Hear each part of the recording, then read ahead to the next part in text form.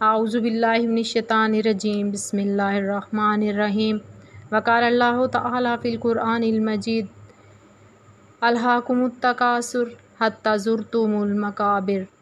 تمہیں غافل رکھا مال کی زیادہ طلبی نے یہاں تک کہ تم نے قبروں کا منہ دیکھا۔ صدق اللہ العظیم۔ جس مال کے پیچھے ہم اندھے ہو کر پڑے ہوئے ہیں، آؤ ذرا سوچو تو صحیح، کیا یہ مال ہمارے ساتھ قبر میں جائے گا؟ حدیث پاک کا مفہوم ہے کہ بندے کے 3 ساتھی ہیں، ایک موت تک کا ساتھی، دوسرا قبر تک کا ساتھی، تیسرا ہمیشہ کا ساتھی۔ سب سے پہلی چیز جو بندے کا ساتھ چھوڑتی ہے وہ بندے کی دولت ہے۔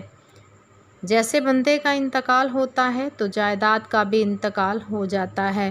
جائیداد کے انتقال سے مراد یہ ہے کہ اب اس کی ملکیت سے نکل کر اس کے ورثاء کے نام ہو گئی ہے۔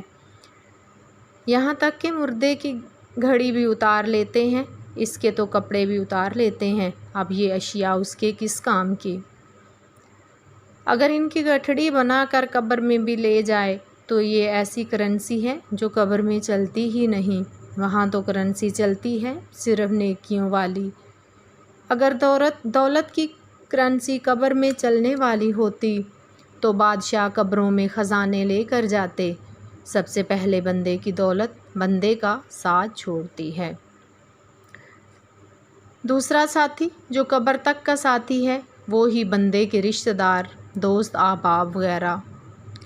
یہ بندے کو قبر میں اتار کر منو مٹی ڈال کر یہ کہہ کر واپس پلٹ آتے ہیں کہ لو جی اللہ عز و جل کے حوالے۔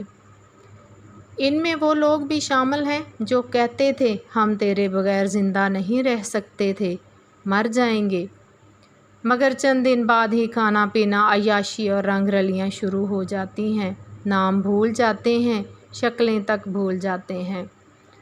جو ہمیشہ ساتھ رہنے والی چیز ہے وہ بندے کے اعمال ہیں۔ نیک ہیں تو بھی ساتھ ہی رہیں گے، اللہ عز و جل نہ کرے اگر برے ہیں تو بھی ساتھ ہی رہیں گے۔ دولت ایمان اتنی بڑی دولت ہے کہ ہم اسے اہمیت نہیں دے رہے، مگر قرآن اس بارے میں ضرور فرما رہا ہے۔ سورہ آل عمران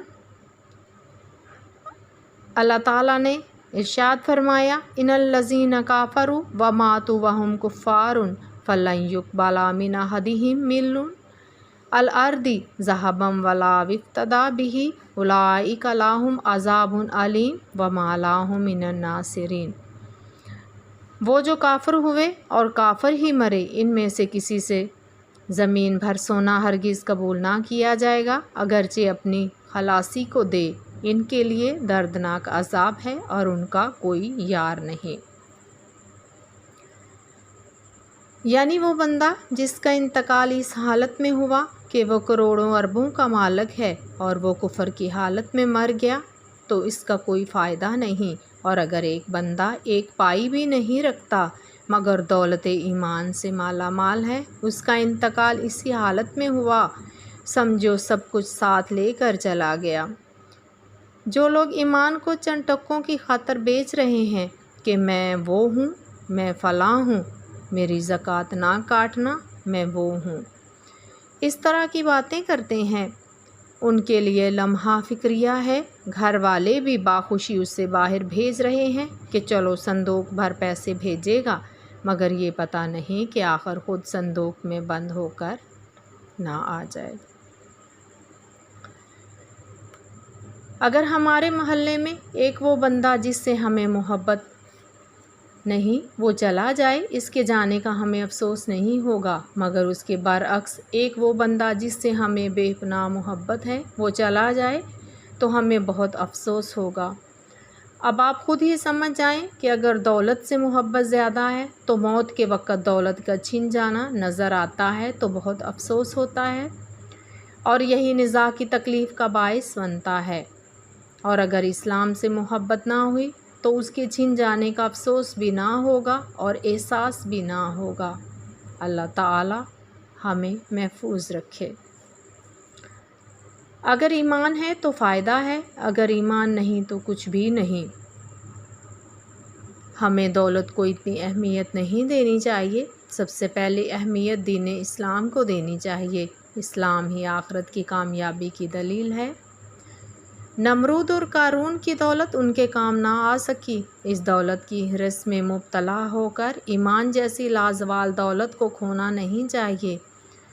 حب دنیا اور حب دین دونوں ضدی ہیں، یعنی دونوں ایک دوسرے کے خلاف ہیں۔ جس کے دل میں دنیا کی محبت آ گئی، اس کے دل سے اسلام کی عظمت نکل گئی، اور جس کے دل میں اسلام کی محبت آ گئی تو اس کے دل سے دنیا کی محبت نکل جائے گی۔